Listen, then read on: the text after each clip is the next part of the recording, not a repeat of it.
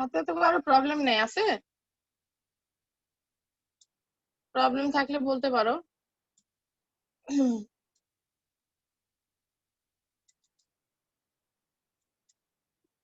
এই এক্সাম্পল 1.1 এর মতো সিমিলার ম্যাথটা হচ্ছে কি এক্সারসাইজে আছে। ম্যাম দিতে চাইছিলেন, দেন নাই তো। হ্যাঁ হ্যাঁ, এই যে এখন দেখাই দিচ্ছি।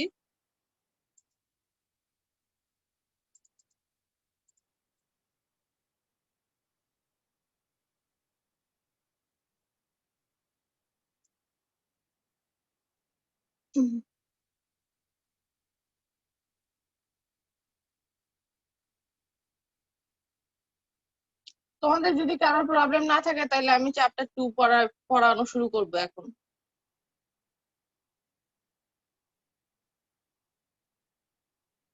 মানে এই চ্যাপ্টারে যদি কারো প্রবলেম না থেকে থাকে। ম্যাম ম্যাথে কোনো প্রবলেম নাই। না আমি আর কি ম্যাথটা খুব ডিটেইলে বোঝানোর চেষ্টা করছি, এখানে আসলে প্রবলেম থাকার কথা না, ঠিক আছে। আচ্ছা, ওইখানে চেঞ্জ যেগুলো হইতে পারে সেটাও মনে হয় বলেছিলাম, যে জানুয়ারি মাস যদি উল্লেখ থাকে তখন সেই ক্ষেত্রে ডেজ 31 দিয়ে মাল্টিপ্লাই করতে হবে। ইয়েস ম্যাম, বলেছিলেন ম্যাম। হ্যাঁ, তো এইটা ছাড়া এই আর কোনো ইয়ে নেই। আর হচ্ছে কি ওই যে নেগেটিভ আসলে তখন কি করতে হবে, বিয়োগ করতে হবে। তার মানে হচ্ছে গিয়ে ওয়াটার লেভেল হচ্ছে গিয়ে আমার কি হয়ে গেছে, কমে গেছে, নিচের দিকে চলে গেছে, ঠিক আছে।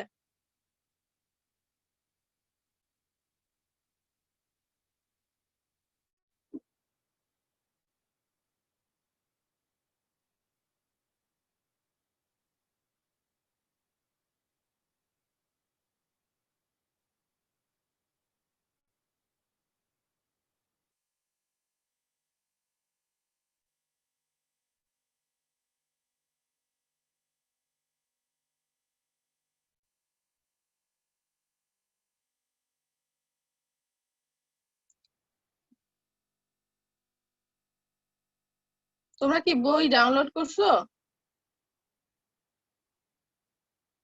জি ম্যাম, করেছি। বইয়ের যতটুকু পেজ লাগবে তুমি কিন্তু আমার মানে পড়ানোর পরে বুঝতে পারবা যে এর বেশি আর লাগবে না।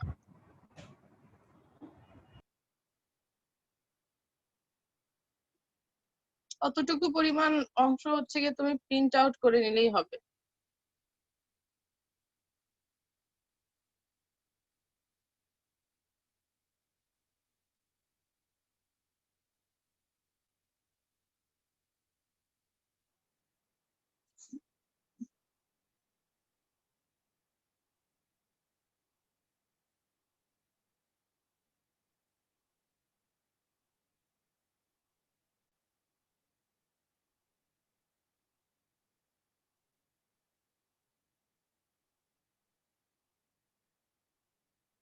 নতুন একটা পেজ শেয়ার করছি, তোমরা কি দেখতে পাচ্ছো? জি ম্যাম। জি ম্যাম। এটা এক্সারসাইজের ম্যাথ। দেখো এই যে এক্সারসাইজ 1.3 আর 1.4 যে এই দুইটা ম্যাথ আছে, এই ম্যাথ দুইটা হচ্ছে গিয়ে তোমার এক্সাম্পল 1.1 আর এক্সাম্পল 1.2 এর মতো, ঠিক আছে। তো সবাই বাসায় এই অঙ্ক দুইটা প্র্যাকটিস করবা। একই রকম অঙ্ক, কোনো চেঞ্জ নাই, ঠিক আছে। এখানে শুধুমাত্র লেখা আছে which the water reservoir drop by 0.75 মিটার। ড্রপ করছে ওয়াটার রিজার্ভারের হাইটটা, ঠিক আছে। তো ড্রপ করলে কি করতে হবে,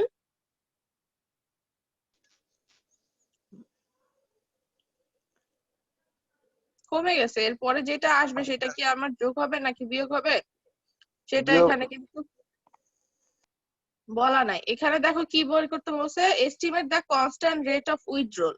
রেট অফ উইথড্রল মানে কি, উইথড্র করা।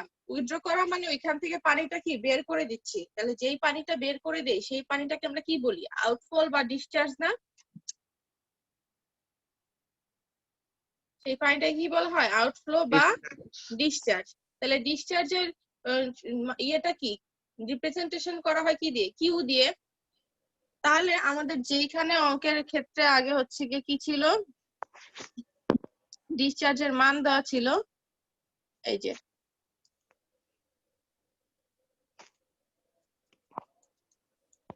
কিউ ডেল টি দেখতে পাচ্ছো।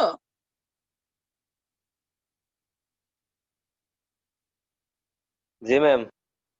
কিউ ডেল টির যে মানটা দেওয়া ছিল এখানে কিন্তু এই কিউ এর মানটা দেয়া নাই, ওকে।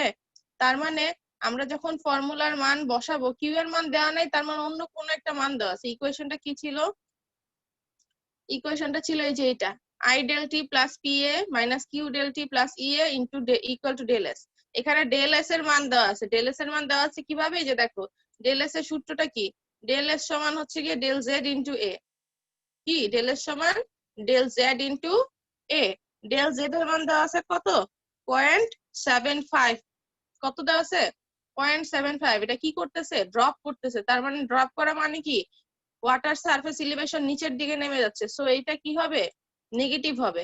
তাহলে আমরা এখানে যে মানটা বসাবো, এই যে ডেল্টা এস এর জায়গায় বসাবো কি ডেল জেড এ, আর সেই মানটা হবে কি মাইনাস। ওকে, আর ই এর মান তো বের করে রাখছি, পি ও বের করে রাখছি, আই ডেল টি ও বের করে রাখছি, শুধু জানি না কি কিউ ডেল টি। তাহলে কিউ ডেল টি রেখে বাকি সবগুলা কি অপর সাইডে নিয়ে যাব। ঠিক আছে, তাহলে আমরা কি পাবো? এই ডেল টি দিয়ে যদি এই পাশে ভাগ করে দিই, তাহলে শুধুমাত্র কিউ বারের মানটা আমরা কি পেয়ে যাব। বোঝা যাচ্ছে? এই যে এই অঙ্কের যে বলা হচ্ছে যে estimate the constant rate of withdrawal, Q এর মান বের করো। ঠিক আছে, ম্যাম এখানে যে সার্টেন মান্থ বলা হয়েছে এটা কি 31 হইতে পারে না? না সার্টেন সার্টেন মান্থ এইখানে হচ্ছে গিয়ে যে 30 দিন। যদি 31-এর মাস দেয়া থাকে তাহলে সেখানে হচ্ছে গিয়ে নাম উল্লেখ থাকবে। ঠিক আছে? জি ম্যাম।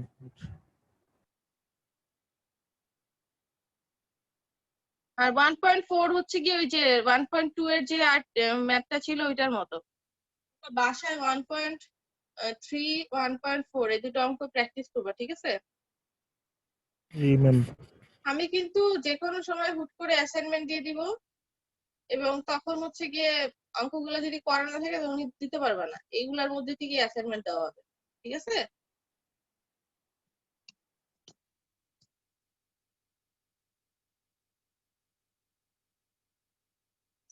আচ্ছা 2 সেকশনে মোটামুটি সবাই তো আছে না? আচ্ছা তোমরা এখন জি বলো ম্যাম। কার কোনো প্রবলেম আছে কিনা। প্রবলেম যদি না থাকে তাহলে আমি 2 না নাম্বার ম্যাম প্রবলেম চ্যাপ্টারটা নাই। শুরু করি। 2 নাম্বার চ্যাপ্টারের শুরু করি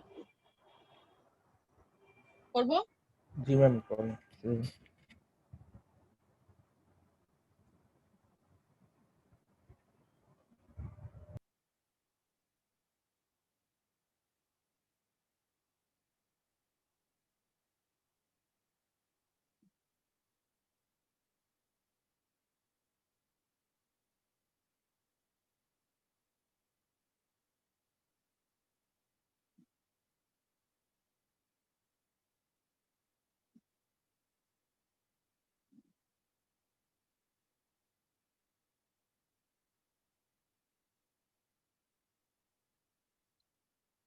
চ্যাপ্টার লেকচার নোট 2 সবাই দেখতে পাচ্ছো?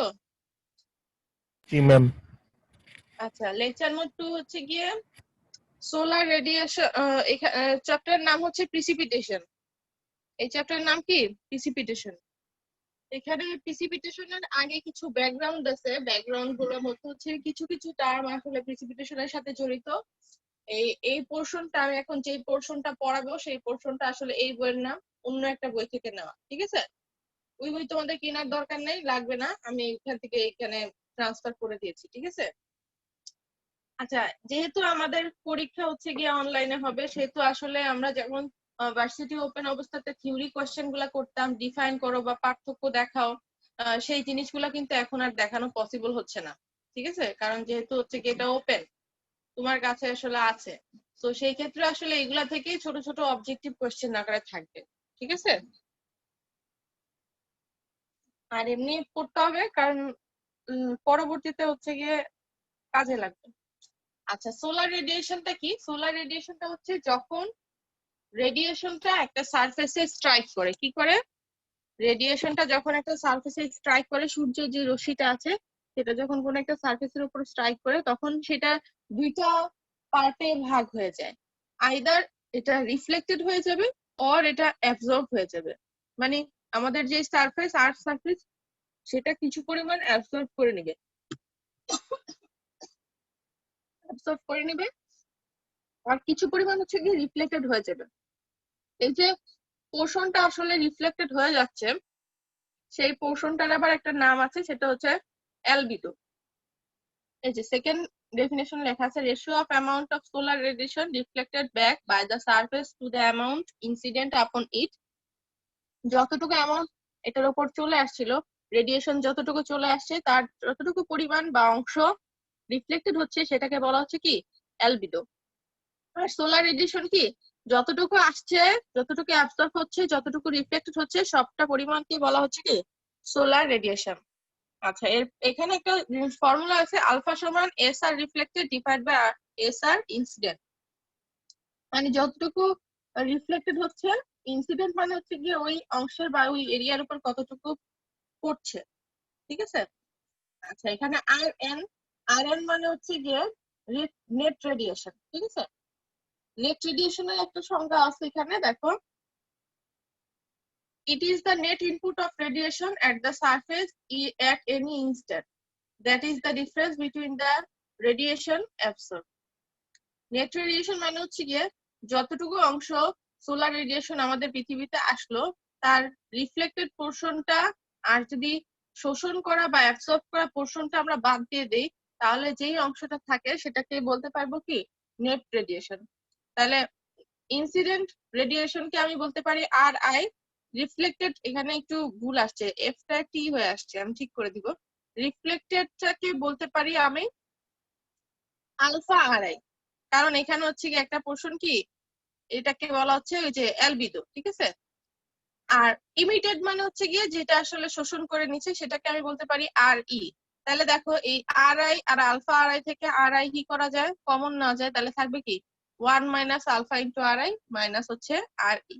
তাহলে এই যে অ্যামাউন্টটা, এটাকে বলতে পারি কি নিট রেডিয়েশন অ্যাবসর্ব কতটুকু হচ্ছে, ঠিক ম্যাডাম আছে। ইনসিডেন্ট বলতে এটা কি বুঝেছেন? ইনসিডেন্ট বলতে আমার ইনকামিং বোঝানো হচ্ছে, ঠিক আছে। কোন একটা জায়গার উপর যতটুকু রেডিয়েশন আসতেছে, ইনকামিং রেডিয়েশনটাকে ইনসিডেন্ট রেডিয়েশন বলা হচ্ছে। ওকে, আচ্ছা, এরপরে আসি ইমিশন কি। ইমিশন হচ্ছে কি, radiation is continuously emitted from all bodies at rate depending on their surface temperature.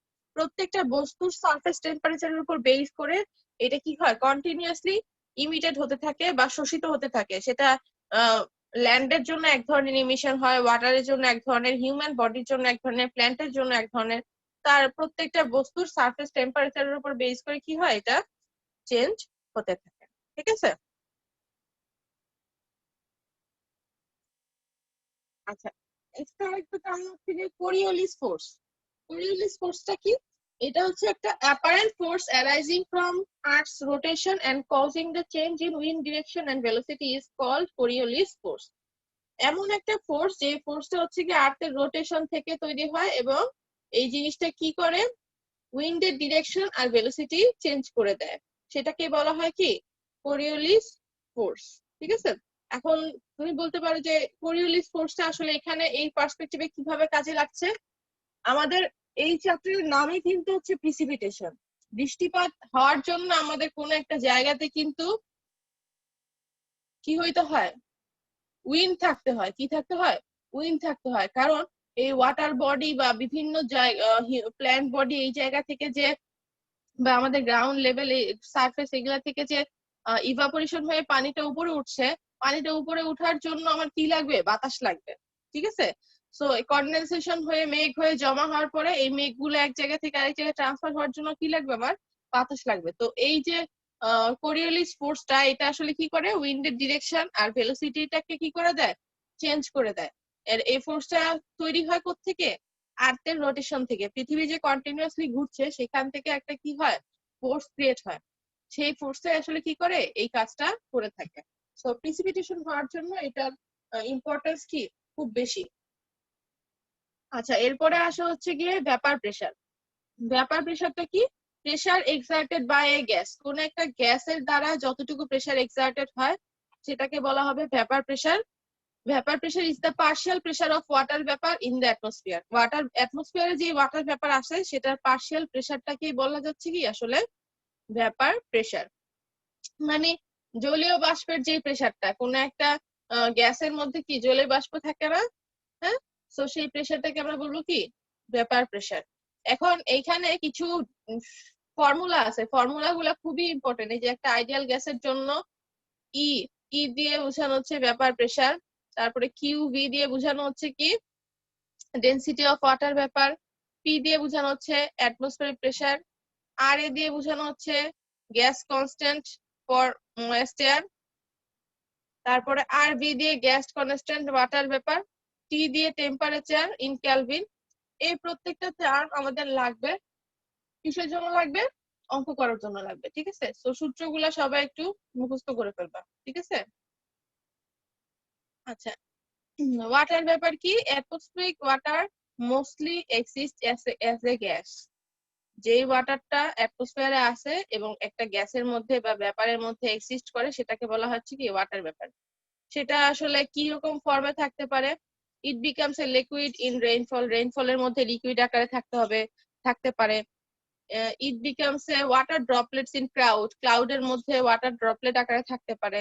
Or it becomes a solid in snowfall, অথবা এটা স্নোফলের মধ্যে সলিড আকারে থাকতে পারে, বা হেইলের মধ্যে। হেইল মানে হচ্ছে শিলাবৃষ্টি, ঠিক আছে? আচ্ছা, নেক্সট হচ্ছে কি স্পেসিফিক হিউমিডিটি, এটাকে আমরা রিপ্রেজেন্ট করব হচ্ছে কিউভি দিয়ে। স্পেসিফিক হিউমিডিটি হচ্ছে কি ডেনসিটি অফ ওয়াটার ভেপার আর ডেনসিটি অফ ময়েস্ট এয়ারের মধ্যে যেই রেশিওটা, কি বললাম? ডেনসিটি অফ ওয়াটার ভেপার আর ডেনসিটি অফ ময়েস্ট এয়ারের যে রেশিওটা। এই ডেফিনিশনের মধ্যে দেখো দেয়া আছে specific humidity is defined as the mass of water vapour per unit mass of moist air. এখানে মাস অফ ওয়াটার ভেপার বা মাস অফ ময়েস্ট এয়ার যে কথা, density of water vapour by density of moist air একই কথা, ঠিক আছে? কারণ আমরা মাসটাকে যদি হচ্ছে গিয়ে কি করি, ভলিউম দিয়ে ভাগ করি, তাহলে আমরা কি পাই? ওইটার ডেনসিটি পাই। তো একটা কণা বা একটা পার্টিকুলার যদি হচ্ছে গিয়ে ডেনসিটি পেতে চাই, তাহলে ওই পার্টিকুলার মাসকে ওই পার্টিকুলার ভলিউম দিয়ে কি করতে হবে? ডিভাইড করতে হবে। তো সেই জন্য আসলে ডেনসিটি বাই ডেনসিটি লিখা বা মাস বাই মাস লিখলে কোনো সমস্যা নেই, ঠিক আছে? ভুল হবে না। আচ্ছা, নেক্সট হচ্ছে গিয়ে স্যাচুরেশন ভ্যাপার প্রেসার। এটা কি? There is a maximum moisture content the air can hold. জলীয় বাষ্প বা বাতাস কতটুকু পরিমাণ ম্যাক্সিমাম ময়েশ্চার ক্যারি করতে পারে বা নিতে পারে? যেমন দেখবা শীতকালের সময় বাতাসের আর্দ্রতার পরিমাণ কি হয়? কমে যায় না বেড়ে যায়? বেড়ে যায়। কমে যায়। বেড়ে যায়, কমে যায় ম্যাম। কমে যায়। আর বর্ষাকালে কি হয়? বেড়ে যায়।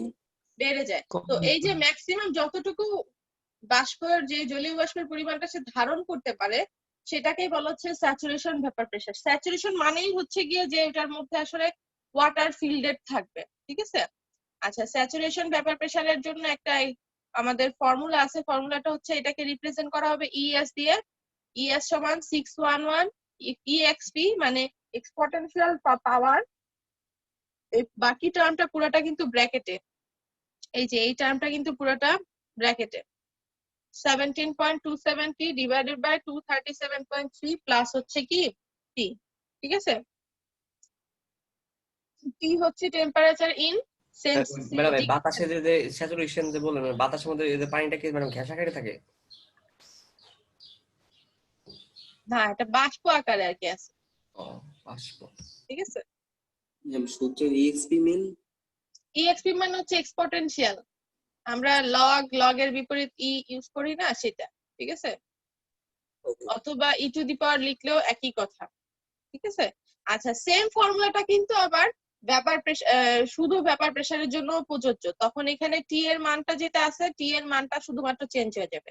স্যাচুরেশন ব্যাপার প্রেসারের জন্য যে টিটা ইউজ হবে আর নরমাল ব্যাপার প্রেসারের জন্য টিটা একই রকম ইউজ হবে না। এই টিটা একটু ডিফারেন্ট হবে। একটা টি এর টেম্পারেচার বেশি থাকবে, একটা টেম্পারেচার কম থাকবে। কোনটা বেশি কম আমরা অঙ্ক করার সময় দেখতে পাবো। আচ্ছা, নেক্সট হচ্ছে গিয়ে রিলেটিভ হিউমিডিটি। এটা হচ্ছে গিয়ে এই যে ভ্যাপার প্রেসার আর স্যাচুরেশন ভ্যাপার প্রেসার এই দুটার মধ্যে রেশিও, আর এটাকে আমরা রিপ্রেজেন্ট করব হচ্ছে কি দিয়ে? আর এইচ দিয়ে। এটা বেসিক্যালি পার্সেন্টেজে ইউজ করা হয়। কিসে ইউজ করা হয়? পার্সেন্টেজে। আচ্ছা, আরেকটা আছে হচ্ছে গিয়ে dew point temperature TD. Dew point temperature টিডিটা কি? ডিউ পয়েন্ট টেম্পারেচার টিডি হচ্ছে গিয়ে যে এমন একটা temperature at which air would just become saturated at a given specific humidity is its dew point temperature. যে এমন একটা পয়েন্ট যে পয়েন্টে এয়ারটা জাস্ট স্যাচুরেশন হওয়া স্টার্ট করছে, ঠিক আছে? ডিউ পয়েন্ট টেম্পারেচার হচ্ছে যেই পয়েন্টে এয়ারটা জাস্ট স্যাচুরেশন হওয়া স্টার্ট করছে, সেই পয়েন্টটাকে বলা হবে কি ডিউ পয়েন্ট টেম্পারেচার। ওকে, আচ্ছা এখন দেখো এখানে একটা ম্যাথ দেওয়া আছে। At a climate station, air pressure is measured at 100 kilopascal, air temperature as 20 degrees Celsius and a W2 মানে হচ্ছে wet bulb temperature as 16 degrees Celsius.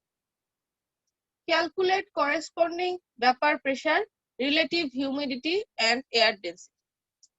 এই যে টেম্পারেচার আছে এটার করেসপন্ডিং এ ভেপার প্রেসার কত আসবে, রিলেটিভ হিউমিডিটি কত আসবে, এয়ার ডেনসিটি কত আসবে বের করতে হবে। তাহলে আমরা একটু দেখি আগে কি কি দেওয়া আছে। এয়ার প্রেসার দেওয়া আছে P সমান 100 কিলো প্যাসকেল, এয়ার টেম্পারেচার হচ্ছে T, এটা হচ্ছে 20 ডিগ্রি সেলসিয়াস। ওয়েট বাল্ব টেম্পারেচারই হচ্ছে ডিউ পয়েন্ট টেম্পারেচার, এটা কত আছে 16 ডিগ্রি সেলসিয়াস। যেটার প্রেসার যেই টেম্পারেচারটা কম থাকবে সেটাই হচ্ছে কি ডিউ পয়েন্ট টেম্পারেচার। কি বললাম, যেই টেম্পারেচারটা কম থাকবে সেটাই হচ্ছে কি ডিউ পয়েন্ট টেম্পারেচার, মানে ওই কম তাপমাত্রায় মাত্র সে স্যাচুরেটেড হওয়া শুরু করেছে। ঠিক আছে, আর তাপমাত্রা বাড়তে বাড়তে সে হচ্ছে কি আরো বেশি ফুললি স্যাচুরেটেড বা স্যাচুরেশন ভেপার প্রেসারের যে কন্ডিশন সেই কন্ডিশনের টেম্পারেচারে চলে গেছে। ঠিক আছে, ম্যাম টি আর টিডি এর মান কি কোনো সময় সমান হইতে পারে না, যেমন 20 দুইটাই 20 হবে? হতে পারে, কিন্তু সেটা হচ্ছে গিয়ে খুব রেয়ার কেসে। সেটা হচ্ছে অপটিমাম ময়েশ্চার কন্টেন্ট, মানে ম্যাক্সিমাম অতটুকু ধারণ করতে পারে এবং সে অতটুকু অবস্থাতেই আছে, সেটা হতে পারে। কিন্তু আমাদের ম্যাথের জন্য আমরা তো ভ্যারিয়েশন করে দিব, তখন আসলে সমান থাকবে না। প্র্যাকটিক্যালি সমান হয়তো বা কখনো হতে পারে। ঠিক আছে, আচ্ছা এখন আমরা কি করব দেখো, প্রথম একটু খেয়াল করি ভ্যাপার প্রেসার কি বের করতে বলছে। তাহলে ভ্যাপার প্রেসারের জন্য ফর্মুলা কি বলছিলাম, ই, তাই না? ই টু দি পাওয়ার ই সমান হচ্ছে কি এই যে মাত্র যে ফর্মুলাটা দেখলাম আমরা, এই যে এটা, এই ফর্মুলাটা স্যাচুরেশন ভেপার প্রেসারের জন্য যা ভেপার প্রেসারের জন্য তাই। তাহলে আমি কি করব দেখো, ভেপার প্রেসারের জন্য 611 ই টু দি পাওয়ার হচ্ছে গিয়ে exp to the power 17.27 into টিডি ডিভাইডেড বাই 237 প্লাস টিডি। এখানে দেখো টিডি ইউজ করছি কারণ ভেপার প্রেসার যখন নরমাল ভেপার প্রেসার তখন কিন্তু আমার টেম্পারেচার কি থাকবে কম থাকবে, কারণ এই টেম্পারেচারে মাত্র স্যাচুরেশন হওয়া শুরু করছে। আর স্যাচুরেটেড ভেপার প্রেসার মানে হচ্ছে কি টেম্পারেচার বেশি, কারণ অনেক বেশি স্যাচুরেশন সেখানে হয়ে গেছে। সো যদি পরীক্ষার ক্ষেত্রে দুইটা টেম্পারেচার দেওয়া থাকে তাহলে অবশ্যই ছোট টেম্পারেচারটা হবে কি কি ডিউ পয়েন্ট টেম্পারেচার।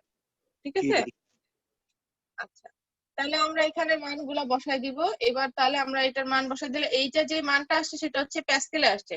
এটা যদি কিলো প্যাসকেলে দিতে চাই কি করব, 1000 দিয়ে ভাগ করে দিব। ঠিক আছে, আচ্ছা একই ভাবে আমরা কি বের করব, স্যাচুরেশন ভেপার প্রেসার, এটা হবে ইএস, আর টেম্পারেচারটা হবে কি শুধু টি, টি দেওয়া ছিল কত 20, বসাই দিব। ঠিক আছে, এখানে কিন্তু টেম্পারেচার চেঞ্জ করার দরকার নাই, যা আছে ডিগ্রি সেলসিয়াস সেটাই বসাই দিব। তাহলে এটা আসলে এত প্যাসকেল। রিলেটিভ হিউমিডিটির ফর্মুলা কি ছিল, ই বাই ইএস, তাহলে ই এর মানও জানি ইএস এর মানও জানি, বসাই দিলাম। তাহলে এটা আসলে কত 0.78, তাহলে 78%। এবার আসে হচ্ছে গিয়ে স্পেসিফিক হিউমিডিটি কিউভি, এখানে আমি অনেকগুলার নাম লিখা হয় না, এটা নাম লিখা হয় না, একটু উপর থেকে রেখে দিবে। এটা হচ্ছে স্পেসিফিক হিউমিডিটি, এটার ফর্মুলা হচ্ছে কি 0.622 ই বাই পি। তাহলে 0.622 ইন্টু ই বাই পি এর জন্য আমরা কি করব, ই এর মান বসালাম, পি এর মান দেওয়া ছিল কত 100, তাই না?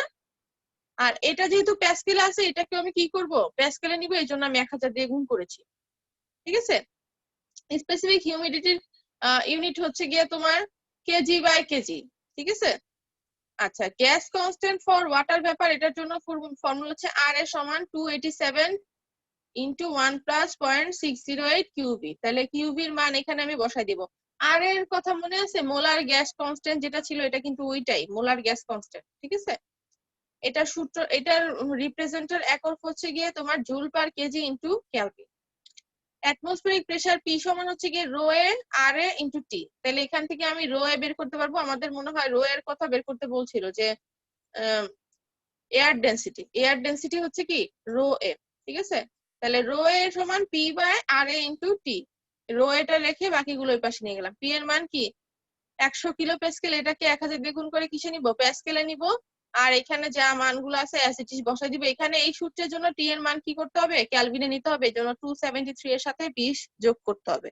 ঠিক আছে, তাহলে ফাইনালি আমাদের মান কত আসলো, 1.18 কেজি পার মিটার কিউব। ঠিক আছে, অঙ্কটা কি কারো বুঝতে সমস্যা আছে? কিছুই না, জাস্ট ফর্মুলার মধ্যে প্রত্যেকটা টার্মের মান বের করা, আর কিছুই না। যদি সমস্যা না থাকে তোমরা এই যে প্রবলেম 2টা করবা বাসায়, করেই দেওয়া আছে, জাস্ট করবা, মিলাই দেখবা। সব অঙ্কই কিন্তু চেক করে দেখবা যে ক্যালকুলেশন ঠিক আছে কিনা। এরপরে আবার একটা প্রবলেম 3 আছে, এটা হোমওয়ার্ক আছে, সবাই এটা বাসায় করবা। দেখো, climate station air pressure measured 101.3, এটা P kilo Pascal, at the temperature of 15 degree Celsius, relative humidity 35%, এটা RH পার্সেন্ট দেওয়া আছে। তার মানে আমি এখানে যখন কাজ করেছিলাম যে RH বের করছি, এখানে RH এর মান দেওয়া আছে, তাহলে E/ES যে কোনো একটা মান আমি এখান থেকে কি করতে পারবো, বের করে নিতে পারবো। ঠিক আছে, এখানে কিন্তু টেম্পারেচার একটা দেওয়া আছে, সো তাহলে আমার কি করা লাগবে না, আরেকটার ঝামেলায় যাওয়া লাগবে না, ডিউ পয়েন্ট বা নরমাল যাওয়া লাগবে। Calculate corresponding vapour pressure, specific humidity and air density, একই কাজ আবার করতে হবে। ঠিক আছে, তাহলে আজকে একটু থাক। কারো কি সমস্যা আছে বুঝতে? ম্যাম তাহলে কি আমাদের ইর মান ভেপার প্রেসার যেটা বের করছি, তো এইটুকু কি করা লাগবে না? একটা যেহেতু করবা, একটা বের করবা প্রথমে, এই যে প্রথমে ভেপার প্রেসার বের করবা। ম্যাম এই জায়গায় তো টেম্পারেচার একটা দেওয়া রয়েছে। টেম্পারেচার একটা দেওয়া মানে নরমাল টেম্পারেচারটা দেওয়া আছে, ডিউ পয়েন্টটা না। তুমি স্যাচুরেশন ভেপার প্রেসার বের করবা ES, হ্যাঁ, এরপর হচ্ছে গিয়ে তুমি ES থেকে হচ্ছে গিয়ে কি করতে পারবা, ই বের করে ফেলতে পারবে। এখানে 35% ইন্টু ES করলে কি হবে, ই বের হয়ে যাবে গুণ করলে আড়াআড়ি। Okay ma'am. ঠিক আছে, নরমাল যেটা দেওয়া আছে সেটা ES এর টেম্পারেচার দেওয়া থাকে। ওকে, তাহলে তোমরা বাসায় এটা করো। নেক্সট ক্লাসে আমরা এখানে ফর্মস অফ প্রিসিপিটেশন থেকে শুরু করব। ঠিক আছে,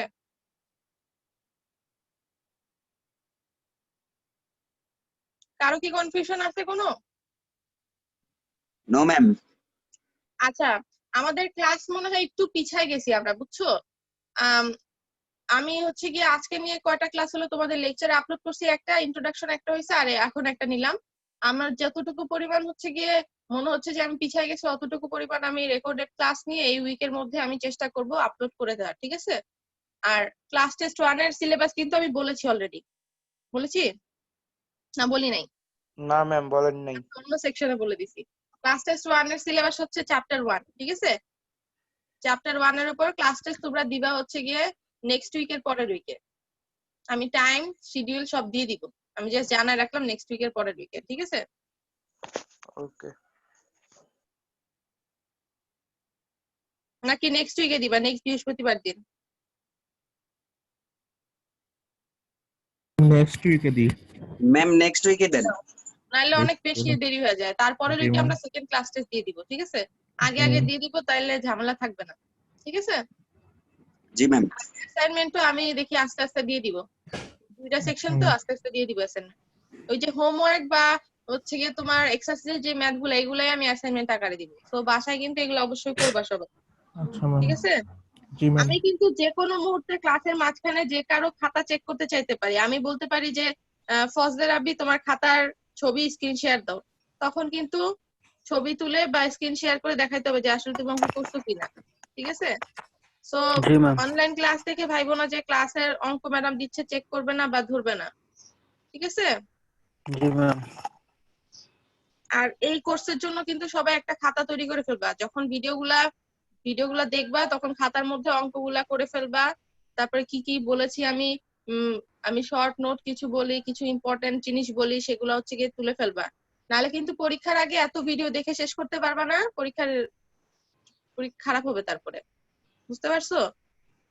হাইড্রোলজির কোর্সের কিন্তু ম্যাথ গুলো অনেক লেংদি, প্রথম মিডের বেশি লেংদি নাই, ফাইনালে কিন্তু অনেক লেংদি অঙ্ক আছে। সো আগে থেকে যদি তুমি ওইভাবে গুছায় না পড়ো, পরে কিন্তু কভার করতে পারবে না। ঠিক আছে, আচ্ছা তাহলে আজকের ক্লাস এইটুকুই থাকুক, নেক্সট ক্লাসে আমরা এরপর থেকে আলোচনা করব। ঠিক আছে, thank you everyone. Yes ma'am. আসসালামু আলাইকুম। আসসালামু আলাইকুম ম্যাম। ওয়ালাইকুম আসসালাম।